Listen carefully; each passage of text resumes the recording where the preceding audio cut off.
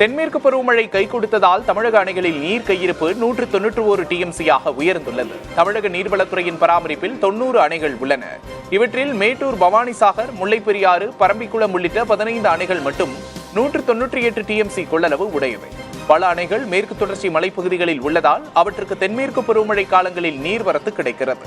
கர்நாடகா, கேரளா மாநிலங்களில் இயல்பை விட அதிக அளவில் மழை பெய்து வருவதால் அங்கிருந்தும் தமிழக அணைகளுக்கு அதிக நீர்வரத்து கிடைத்து வருகிறது. இதன் காரணமாக 90 அணைகளின் நீர் கையிருப்பு 191 டிஎம்சியாக அதிகரித்துள்ளது. அதிகபட்சமாக சேலம் மேட்டூர் அணையில் 92.5 டிஎம்சி, ஈரோடு பவானிசாகரில் 30 டிஎம்சி, கோவை பரம்பிக்குளத்தில் 13.3 டிஎம்சி நீர் இருப்பு உள்ளது.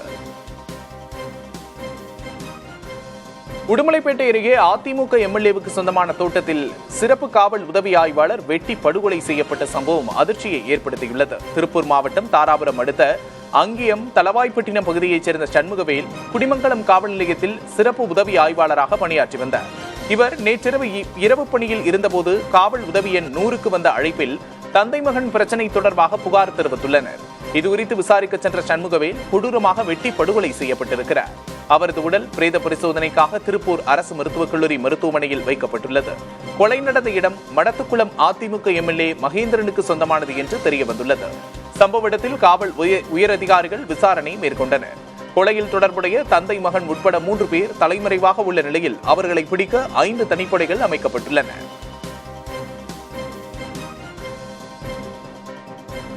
புதிய தலைமுறை செய்தி எதிரொலியாக திருச்செந்தூர் சுப்பிரமணிய சுவாமி கோவில் கடற்கரையில் குவிந்திருந்த கழிவு துணிகள் உடனடியாக அகற்றப்பட்டன. நாள்தோறும் ஆயிரக்கணக்கான பக்தர்கள் வந்து செல்லும் இந்த கடற்கரை துணிகள் மற்றும் குப்பைகளால் அசுத்தமாகி கிடந்தது. இதுகுறித்து புதிய தலைமுறை செய்தி வெளியிட்டதை அடுத்து கோவில் நிர்வாகம் உடனடியாக செயல்பட்டு 50க்கும் மேற்பட்ட தூய்மை பணியாளர்களை கொண்டு கடற்கரையை சுத்தம் செய்தது. இதனால் தற்போது கடற்கரை தூய்மையாக காட்சியளிக்கிறது. திண்டுக்கல் மதுரை மார்க்கத்தில் தண்டவாள சீரமைப்பு பணிகள் நடைபெறுவதால் சில ரயில்கள் வழித்தடங்கள் மாற்றியமைக்கப்பட்டுள்ளன. அதன்படி சேலம் வழியாக செல்லும் மாதா வைஷ்ணவி தேவி கட்ரா திருநெல்வேலி வாராந்திர எக்ஸ்பிரஸ் ரயில் நாளை மற்றும் 14ஆம் தேதிகளில் மாற்றுப்பாதையில் இயக்கப்படும். இந்த ரயில் வழக்கமாக செல்லும் திண்டுக்கல், கொடைக்கானல் ரோடு, மதுரை ஆகிய நிலையங்களுக்கு பதிலாக திருச்சி, புதுக்கோட்டை, காரைக்குடி, சிவகங்கை, மானாமதுரை மற்றும் அருப்புக்கோட்டை வழியாக இயக்கப்படும் என்று சேலம் ரயில்வே கோட்டம் அறிவித்துள்ளது. திண்டுக்கல் மாவட்டம் ஒட்டன்சத்திரம் மார்க்கெட்டில் முருங்கை விலை வீழ்ச்சியடைந்திருப்பதால் விவசாயிகள் விரக்தியில் உள்ளனர். சந்தையில் முருங்கைக்காய் வரத்து 2 மடங்குக்கு மேல் அதிகரித்துள்ளது. இதனால் தங்கச்சி, அம்மாப்பட்டி, காந்தி மார்க்கெட்டில் எங்கு பார்த்தாலும் முருங்கைக்காய் மூட்டைகளே அதிகமாக இருந்தன. வரத்து அதிகரித்திருந்த நிலையிலும் வியாபாரிகள் வழக்கமான அளவுக்கே கொள்முதல் செய்ததால் முருங்கைக்காய் விலை படு வீழ்ச்சி அடைந்தது. ஒரு வாரத்திற்கு முன்பு கிலோ 15 ரூபாய்க்கு விற்ற முருங்கைக்காய் தற்போது 8 ரூபாய்க்கு மட்டுமே விற்பனையானது. இந்த விலை முருங்கைக்காயை செடிகளில் இருந்து பறித்தெடுக்கும் கூலிக்கு கூட கட்டுப்படியாகாது என்பதால் விவசாயிகள் விரக்தி அடைந்துள்ளனர். இந்த விலை இன்னும் ஒரு வாரத்துக்கு மேல் நீடிக்கும் என்றும் முகூர்த்த நாட்கள் தொடங்கிய பின்னர் விலை அதிகரிக்க வாய்ப்பிருப்பதாகவும் வியாபாரிகள் தெரிவிக்கின்றனர்.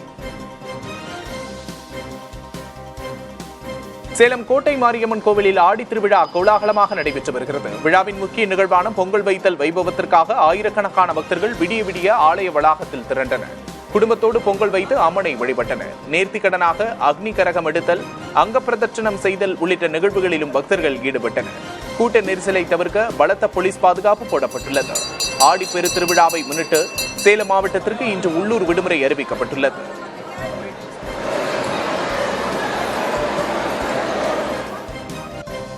தூத்துக்குடியில் புகழ்பெற்ற பனிமய மாதா பேராலயத்தின் 443வது ஆண்டு திருவிழா விமர்சையாக நடைபெற்றது. திருவிழாவின் இறுதி நாளில் தூத்துக்குடி கத்தோலிக்க மறைமாவட்ட ஆயர் ஸ்டீபன் அந்தோனி தலைமையில் சிறப்பு திருப்பலி நடைபெற்றது. விழாவின் முக்கிய நிகழ்வான மாதா சுரூப பவனியில் ஆயிரக்கணக்கான பக்தர்கள் கலந்து கொண்டு பக்தி பரவசத்துடன் வழிபட்டனர்.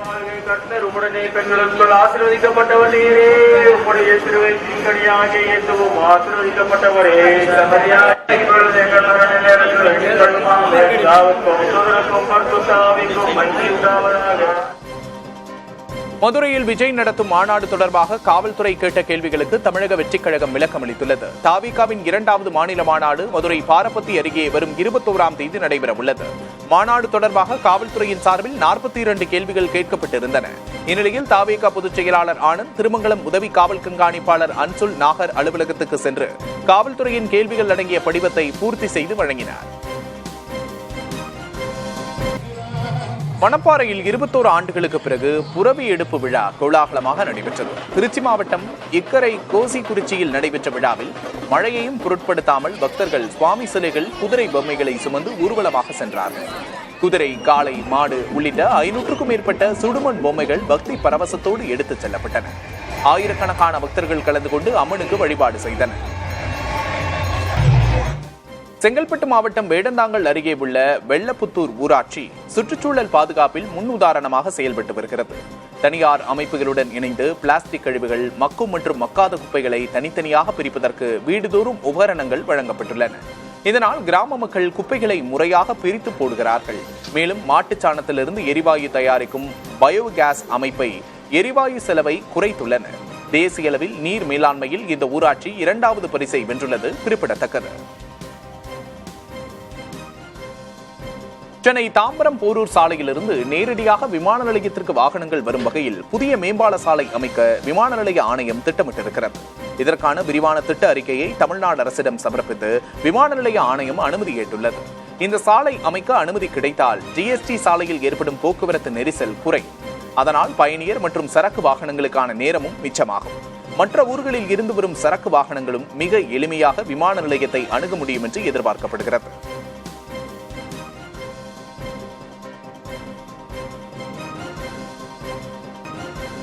நாமக்கல் ராசிபுரம் அருகே 3 குழந்தைகளை கொன்று தற்கொலை செய்தவர் கடன் தொல்லையால் உயிரிழக்கவில்லை என்று அவரது தாயும், கடன் சுமையால் தன் மருமகன் உயிரிழந்ததாக மாமியாரும் தெரிவித்துள்ளனர். வேம்பகவுண்டன்புதூர் பகுதியைச் சேர்ந்த கோவிந்தராஜ் என்பவர் தனது 3 பெண் குழந்தைகளை வெட்டி கொலை செய்துவிட்டு விஷம் குடித்து தற்கொலை செய்து கொண்டார். கடன் பிரச்சனையால் கோவிந்தராஜ் தனது மகள்களை கொன்றுவிட்டு தற்கொலை செய்தாரா என காவல்துறையினர் விசாரணை மேற்கொண்டுள்ளனர். இதுகுறித்து கோவிந்தராஜின் தாய் செல்வி கூறுகையில், தனது மகன் இறப்பில் சந்தேகம் உள்ளதாக தெரிவித்தார். கோவிந்தராஜின் மாமியார் வெண்ணிலா கூறுகையில், கடன் தொல்லையால் தான் மருமகன் கோவிந்தராஜ் உயிரிழந்ததாக தெரிவித்துள்ளார்.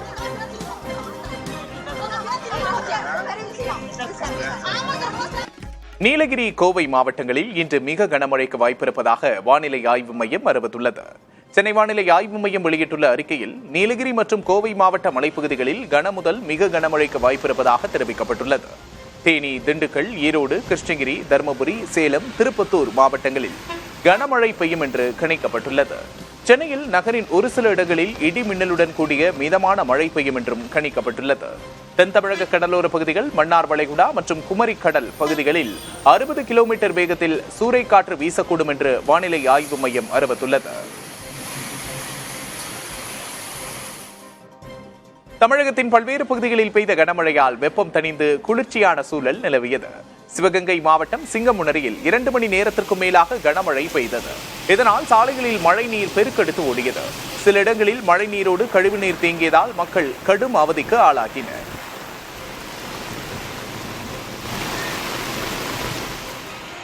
விருதுநகர் மாவட்டம் அருப்புக்கோட்டை, காரியாபட்டி மற்றும் சுற்றுவட்டார பகுதிகளில் பலத்த மழை பெய்தது. ஆவியூர், முடுக்கன்குளம், கல்குறிச்சி உள்ளிட்ட பகுதிகளில் மழை பெய்ததால் வெப்பம் தணிந்தது.